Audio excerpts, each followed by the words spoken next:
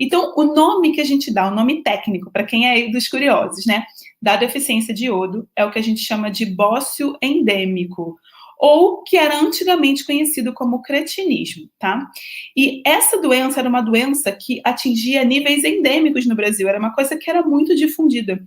Tanto que na década de 50 se promulgou uma lei que obrigava a toda produtora de sal colocar iodo no sal. Por que no sal? Porque o sal ele é um alimento universal, né?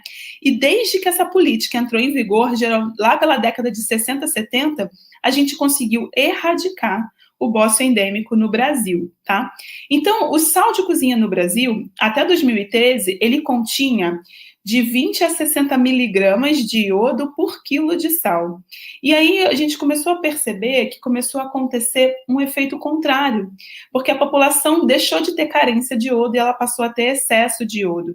E o excesso de iodo ele traz problemas também para o funcionamento dessa tireoide.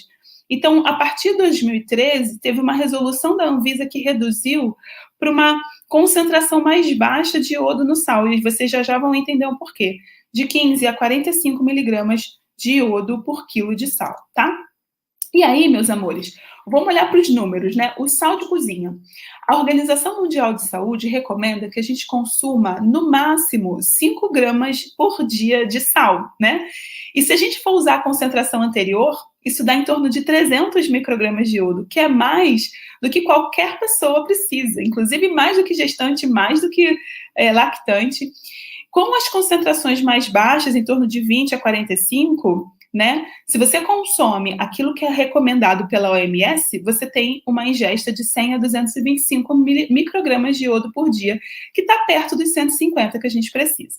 Só que o consumo médio de sal do brasileiro é mais do que o dobro do que recomenda a OMS, né? Em torno de 12 gramas por dia. Então, a chance de um brasileiro médio que consome essa média de 12 gramas de sal por dia ter deficiência de iodo é muito pequena, porque olha a concentração, né? 12 gramas de sal vão ter mais ou menos de 240 a 720 microgramas de iodo, que é mais do que o dobro, o triplo, 4 vezes mais aquilo que o nosso corpo precisa para funcionar. Entendeu, meus amores? Então, eu quero que vocês olhem bem para esses números, principalmente quando a gente for falar dos mitos relacionados ao iodo, e eu já vou falar sobre ele, tá?